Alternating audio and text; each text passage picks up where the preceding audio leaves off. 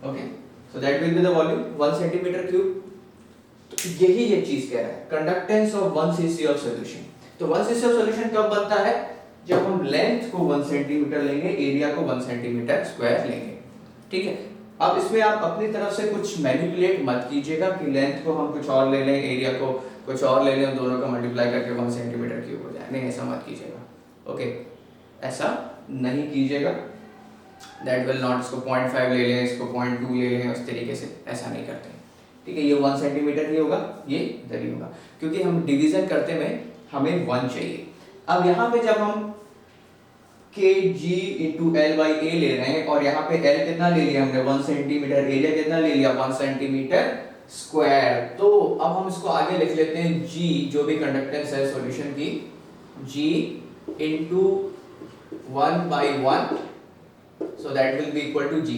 तो k यहाँ पे क्या हो जाएगा, g के बराबर। ओके, k यहाँ पे g के बराबर हो जाएगा। तो स्पेसिफिक कंडक्टेंस या फिर कंडक्टिविटी अगर हम बोले तो दोनों ही सेम चीज है हालांकि, तो वो g के बराबर यानी कंडक्टेंस के बराबर कब हो जाती है? वो कंडक्टेंस के बराबर तब हो जाती है जब हम length and area 1 centimetre and 1 centimetre square को ले लेते हैं। तो यहाँ पे k जो है g के बराबर हो जाता है। समझ गए? तो ये हमारा बेसिक जो है स्पेसिफिक कंडक्टेंस। समझ गए? वॉल्यूम कितना होना चाहिए इसमें 1 सेंटीमीटर क्यूब। वॉल्यूम बहुत ही इंपॉर्टेंट, क्योंकि जब हम आगे ड्राइव करेंगे further molar conductivity and equivalent conductivity, तो उसमें वॉल्यूम का काफी ज्यादा इंपॉर्टेंस रहेगा, वॉल्यूम का काफी ज्यादा इंपॉर्टेंस उसके अंदर। ठीक है स्टूडेंट्स, तो इसमें आगे बढ़ते हैं, इसमें आगे बढ़ जाते हैं। ठीक है, तो ये समझ गए आप लोग? तो बड़े आराम, बहुत ही सिंपल सी चीजें हैं, कुछ मुश्किल नहीं है। पूरी इलेक्ट्रोकेमिस्ट्री हम बिल्कुल सिंपल तरीके से समझेंगे, आपको कोई भी समस्या नहीं आएगी, कोई भी मतलब कोई भी समस्या। ओके, कोई भी समस्या नहीं आएगी। तो ये हम लोग समझ गए, ये हम लोग समझ गए। अब इसकी जो डेफिनेशन है स्पेसिफिक कंडक्टेंस की, वो क्या है? Conductance of 1 CC of solution. लेकिन इस डेफिनेशन में एक प्रॉब्लम ये है कि इसमें ये नहीं बताया कि कितना आयंस हमें डालना है।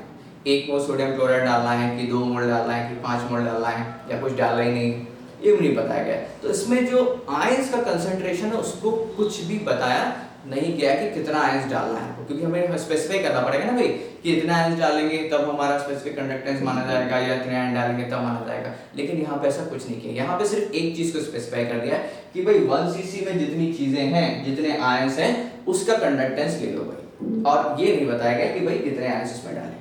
ओके, तो अगर हम सिर्फ 1 सीसी के अंदर के आयंस का कंडक्टेंस ले रहे हैं, तो अगर इसको हम सॉल्यूशन को कंसंट्रेट करते हैं, ओके, जैसे हमने 1 सीसी ले लिया, अब 1 सीसी में अगर हमारे पास थोड़े से आयंस हैं या ज्यादा आयंस हैं, तो उसके हिसाब से फिर स्पेसिफिक कंडक्टेंस बदल जाएगी। ओके, अगर हमारा एक हम ले लेते हैं इन 1 सीसी, ओके, अगर हमने 10 to the power -3 moles of NaCl डाला है एक सॉल्यूशन के अंदर, ठीक है, मान लीजिए कि इस 1 सीसी सॉल्यूशन में 10 to the power -3 moles of NaCl है, और एक सेकंड केस ले लें, एक सेकंड केस ले लें इसके अंदर कि इन 1 सीसी हमने क्या कर दिया है 2 × 10 to the power -3 moles of NaCl डाल दिया है। ओके, तो क्या होगा उससे?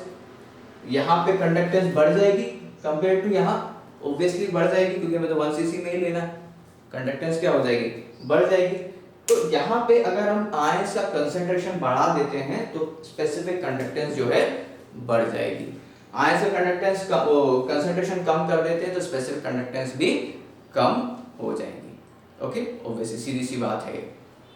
ठीक है, तो अगर स्पेसिफिक कंडक्टेंस को देखें, K को देखें, तो अगर ये इंक्रीज हो रही है किसी वजह से, तो क्यों इंक्रीज हो रही है? Because concentration of solution increases. अगर ये डिक्रीज हो रही है तो क्यों हो रही है? Dilution of solution. Okay, because of dilution of solution. तो डाइल्यूशन अगर सॉल्यूशन का हो रहा है तो K क्या हो जाएगा? डिक्रीज हो जाएगा।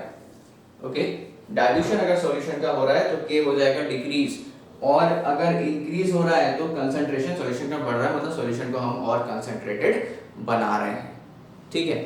अगर डाइल्यूशन को हम समझें कि क्यों ऐसा हो रहा है, डाइल्यूशन की वजह से क्यों कम हो रहा है, तो डाइल्यूशन अगर हम देखें, मान लीजिए इसमें और पानी डाल दिया, ठीक है, ये 1 cc है, ठीक है, आपके पास मतलब मान लीजिए कि ग्लास है, तो ग्लास में आपने पूरा ऊपर तक ग्लास को भर दिया, ठीक है, उसमें NaCl भी डाल दिया, ठीक है। अब आप उसमें और अगर पानी डालेंगे तो ग्लास के ऊपर का सारा पानी निकल जाएगा, उसके साथ कुछ NaCl भी बाहर निकल जाएंगे। अब NaCl बाहर निकल गया तो भाई कंडक्टेंस तो कम हो जाएगी।